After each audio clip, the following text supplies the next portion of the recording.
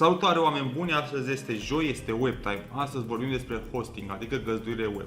Vrei să pornești o afacere în lumea reală? Ai nevoie de o locație fizică pe care să o amenajezi, un magazin unde să îți vinzi produsele. Aceleași reguli se aplică și în online, adică în lumea digitală. Când faci setup-ul pentru o afacere online, ai o serie de fișiere, coduri HTML, imagini ce împreună formează website-ul tău.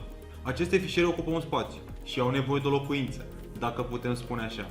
Fără o adresă online, aceste fișiere ar fi doar pe un computer și nimeni nu le-ar putea vedea vreodată. Sunt zeci de companii în România care oferă servicii de găzduire web, un loc pe serverele lor și sunt responsabile cu livrarea fișierelor atunci când cineva accesează website-ul ce îl deții. Atunci când plătești un serviciu de web hosting către una dintre aceste companii, pur și simplu închiriezi un spațiu de stocare, la fel cum ai închiria un spațiu fizic pentru afacerea sau magazinul tău.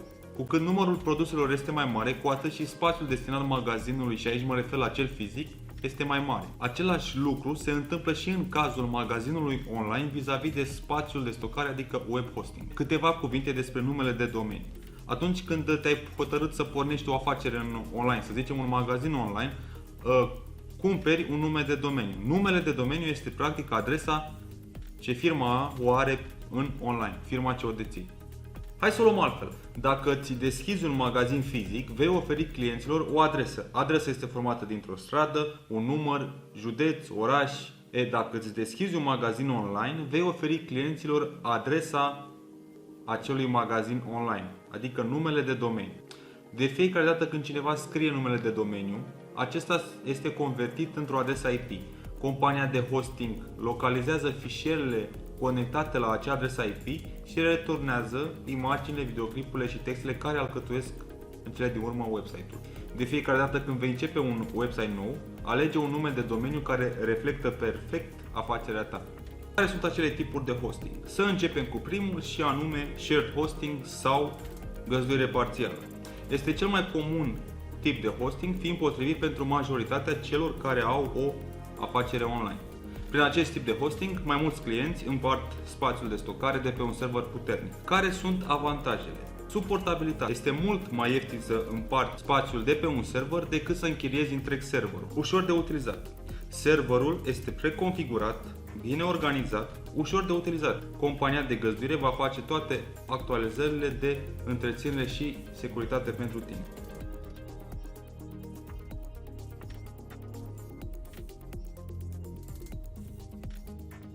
Găzduirea dedicată sau server dedicat.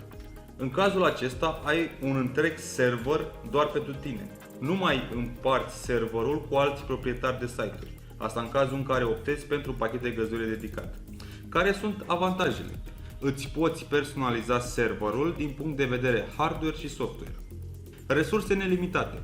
Acum că nu mai împarți serverul cu alți proprietari de site-uri, ai întreg spațiul numai pentru tine.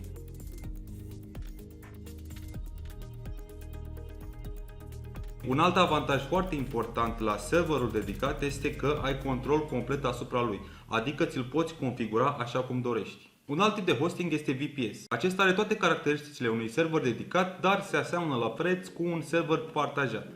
Altfel spus, VPS-ul este un server dedicat care împarte caracteristicile hardware cu celelalte VPS-uri de pe serverul locuință.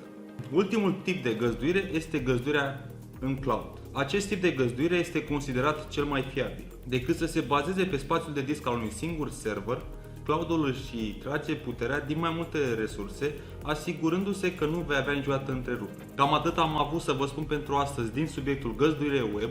Să sperăm că joi ne vedem din nou să vorbim despre cu totul altceva din același domeniu, adică online. Nu uitați să vă abonați. Cu voi a fost Alex, ne vedem joi, bye bye!